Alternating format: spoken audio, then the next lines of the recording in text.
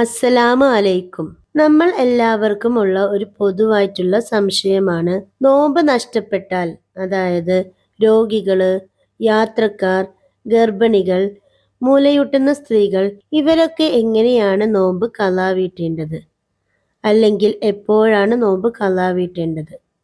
അതുപോലെ ഒരാൾ നോമ്പ് നഷ്ടപ്പെടുത്തി ഖളാ വീട്ടുന്നതിന് മുമ്പ് മരണപ്പെട്ടാൽ എന്ത് ചെയ്യണം?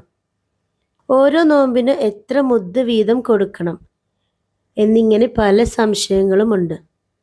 ഇതെല്ലാമാണ് ഇന്നിവിടെ ഞാൻ പറയാൻ പോകുന്നത്. രോഗം, യാത്ര തുടങ്ങിയ കാരണം കൂടാതെ ഒരാൾ റമളാൻ നോമ്പ് നഷ്ടപ്പെടുത്തിയാൽ വേഗത്തിൽ ഖളാ വീട്ടൽ നിർബന്ധമാണ്. ശവ്വാൽ 2 മുതൽ തന്നെ അവൻ ഖളാ വീട്ടണം. പിന്തിച്ചാൽ കുറ്റക്കാരനാവും. ഇനിയിപ്പോൾ ഇക്കൂട്ടർ ഖളാ വീട്ടാതെ മരണപ്പെട്ടാൽ ഖളാ ആയ നോമ്പിനു പകരമായി അവകാശികൾ നോമ്പ് നോറ്റ് വീട്ടുകയോ അനന്തര സ്വത്തിൽ നിന്ന് മുദ്ദ് നൽകുകയോ വേണം. നോമ്പ് ഖളാ ആക്കി എത്ര വർഷം കഴിഞ്ഞിട്ടാണോ മരണപ്പെട്ടത് അത്രയും വർഷത്തെ എണ്ണം അനുസരിച്ച് പിന്തിച്ചതിന്റെ മുദ്ദ് നിർബന്ധമാകും. കാരണം മൂലം നോമ്പ് ഖളാ ആക്കിയവർ അടുത്ത റമളാനു മുമ്പ് ഖളാ വീട്ടിയാൽ മതി. കാരണത്തോടെയോ അല്ലാതെയോ റമളാൻ നോമ്പ് നഷ്ടപ്പെട്ടവൻ പിന്തിക്കാനാവശ്യമായ യാതൊരു കാരണവും കൂടാതെ അടുത്ത റമളാൻ വരെ പിന്തിച്ചാൽ നോമ്പ് ഖളാ വീട്ടലോടുകൂടി പിന്തിച്ചതിന്റെ പേരിൽ ഒരു നോമ്പിന് 1 മുദ്ദ് വീതം ഭക്ഷ്യവസ്തു നൽകണം. പിന്തിച്ചിടുന്ന വർഷങ്ങളുടെ എണ്ണം വർദ്ധിക്കുന്നതിനനുസരിച്ച് മുദ്ദിന്റെ എണ്ണവും വർദ്ധിക്കും. ഉദാഹരണമായി 20 വർഷം മുമ്പുള്ള ഒരു റമളാൻ നോമ്പ് ഖളാ വീട്ടുകയും ആ നോമ്പിന് മാത്രമായി 20 മുദ്ദ് ഭക്ഷ്യവസ്തു നൽകുകയും വേണം. ഇനി റമളാൻ നോമ്പ് നഷ്ടപ്പെട്ടവൻ ഖളാ വീട്ടാൻ സൗകര്യപ്പെടാതെ വർഷങ്ങൾ രോഗത്തിലായി എന്ന് വിചാരിക്കുക. പിന്നീട് രോഗം സുഖപ്പെട്ടു എങ്കിൽ സുഖപ്പെട്ട ശേഷം നോമ്പ് ഖളാ വീട്ടിയാൽ മതി. വർഷങ്ങൾ പിന്തിക്കാൻ രോഗം എന്ന കാരണം ഉള്ളതുകൊണ്ട് പിന്തിച്ചതിന്റെ പേരിൽ മുദ്ദ് നൽകേണ്ട ആവശ്യമില്ല. ഇനി റമളാൻ നോമ്പ് ഒരാൾക്ക് കാരണം മൂലം നഷ്ടപ്പെടുകയും അത് ഖളാ വീട്ടാൻ സൗകര്യപ്പെടും മുമ്പ് അദ്ദേഹം മരണപ്പെടുകയും ചെയ്താൽ പ്രസ്തുത നോമ്പ് ആരും വീട്ടേണ്ടതില്ല. അവകാശികൾ മുദ്ദ് നൽകേണ്ടതുമില്ല. മയ്യത്ത് ഇതിന്റെ പേരിൽ കുറ്റക്കാരനാവുന്നില്ല. റമദാനിൽ തന്നെ മരണപ്പെടുക അല്ലെങ്കിൽ രോഗിയായി മാറുക തുടങ്ങിയ കാരണങ്ങൾ മുഖേന ഖളാ വീട്ടാൻ സൗകര്യപ്പെടാതെ വരാം. ഇനി കാരണം കൊണ്ട് റമളാൻ നോമ്പ് നഷ്ടപ്പെടുകയും അത് ഖളാ വീട്ടാൻ സൗകര്യപ്പെടുകയും ചെയ്ത ശേഷം ഖളാ വീട്ടാതെ മരണപ്പെട്ടാൽ ഖളാ വീട്ടാത്തതിന്റെ പേരിൽ മയ്യത്ത് കുറ്റക്കാരനാവും. ഒരു നോമ്പിന് 1 മുദ്ദ് ഭക്ഷ്യവസ്തു എന്നാണ് കണക്ക്. ഇത് പക്ഷേ ഖളാഇന് ശേഷം അടുത്ത റമളാൻ വരും മുമ്പ് മരണപ്പെട്ടിട്ടുണ്ടെങ്കിലാണ്.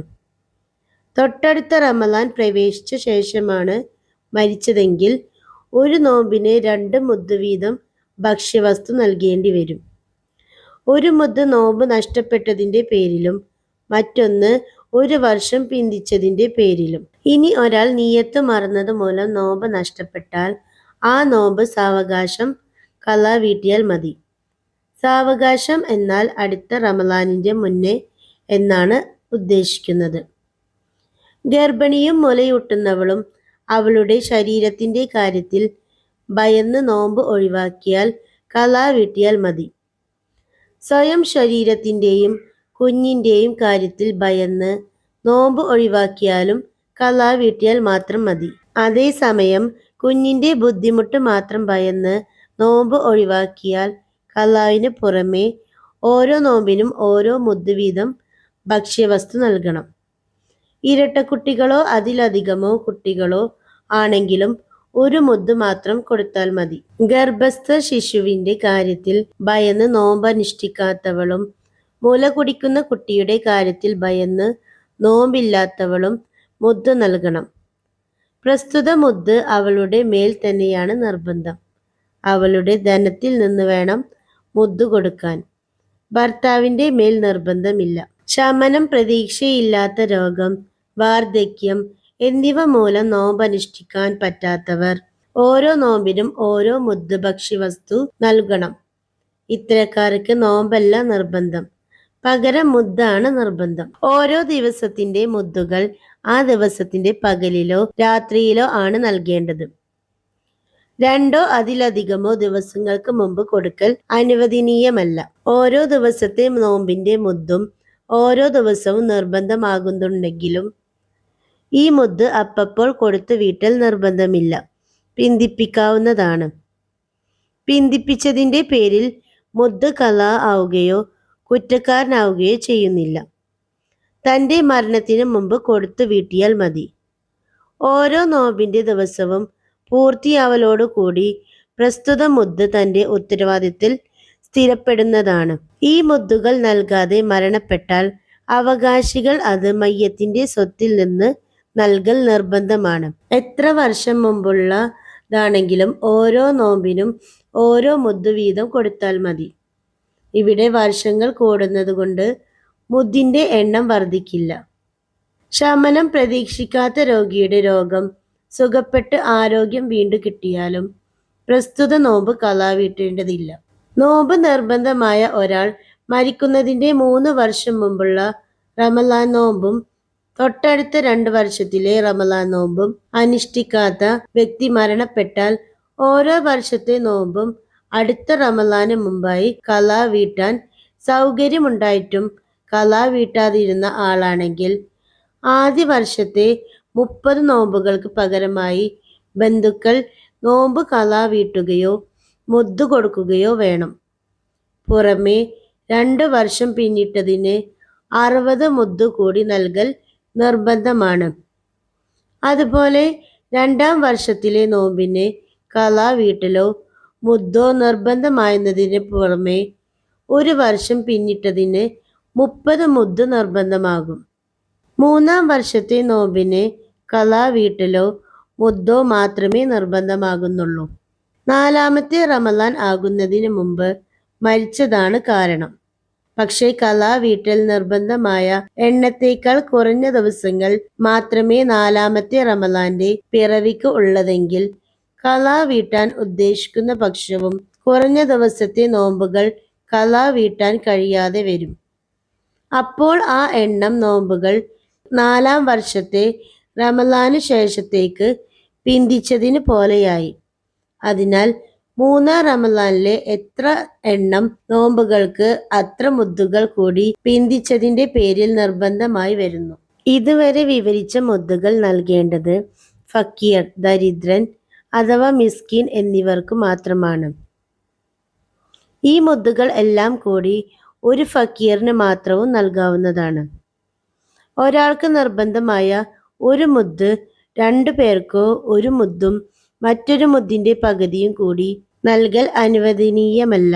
പ്രസ്തുത മുദ്ദുകൾ നാട്ടിലെ ഫക്കീർ, മിസ്കീൻ എന്നിവർക്കു തന്നെ നൽകണമെന്നില്ല, മറ്റു നാട്ടിലുള്ളവർക്കും നൽകാവുന്നതാണ്. ഒരു മുദ്ദ് എന്നത് 800 മില്ലി ലിറ്ററാണ്. തൂക്കം അനുസരിച്ച് കൃത്യം പറയാൻ കഴിയില്ല. അരിയുടെ വലിപ്പവും തൂക്കവും ഘനവും വ്യത്യാസപ്പെടുന്നതിനനുസരിച്ച് തൂക്കം വ്യത്യാസപ്പെടും. ഇനി ഒരാൾ ലൈംഗിക ബന്ധത്തിലൂടെ റമളാൻ നോമ്പ് മുറിഞ്ഞാൽ പ്രായശ്ചിത്തം നിർബന്ധമാണ്. അതോടൊപ്പം നോമ്പ് ഖളാ വീട്ടുകയും വേണം. പുരുഷനാണ് പ്രായശ്ചിത്തം നിർബന്ധമാവുക, സ്ത്രീകൾക്കില്ല. അവൾ നോമ്പ് ഖളാ വീട്ടിയാൽ മതി. മുക്മിനായ അടിമയെ മോചിപ്പിക്കുക, അതിന് സാധിക്കില്ലെങ്കിൽ 2 മാസം തുടരെ നോമ്പനുഷ്ഠിക്കുക.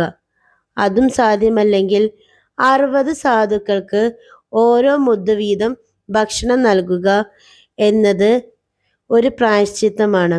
ഈ പറഞ്ഞത് വേഗം തന്നെ നിർവഹിക്കണം, പിന്തിക്കാവുന്നതല്ല. റമളാൻ നോമ്പ് ഖളാ വീട്ടുമ്പോൾ സുന്നത്ത് നോമ്പുള്ള ദിവസത്തിൽ ഖളാ വീട്ടിയാൽ ഖളാവും സുന്നത്തും കരുതിയാൽ രണ്ടിന്റെയും പ്രതിഫലം ലഭിക്കുന്നതാണ്. അതുകൊണ്ട് റമളാന് ശേഷം വരുന്ന ശവ്വാൽ മാസത്തിൽ തന്നെ ഖളാ ആയിപ്പോയ നോമ്പുകൾ പൂർത്തിയാക്കാൻ നമ്മൾ പ്രത്യേകം ശ്രദ്ധിക്കണം. അതുമല്ലെങ്കിൽ അടുത്ത റമളാൻ വരുന്നതിന് മുമ്പ് ഖളാ ഉള്ള നോമ്പുകൾ വീട്ടാൻ നമ്മൾ പ്രത്യേകം ശ്രദ്ധിക്കണം. അല്ലാഹു നമ്മുടെ എല്ലാവരുടെയും നോമ്പും അമലുകളും ദിക്റുകളും ദുആകളും എല്ലാം സ്വീകരിക്കുമാറാകട്ടെ. ആമീൻ. അസ്സലാമു അലൈക്കും വറഹ്മത്തുള്ളാഹി വബറകാതുഹു.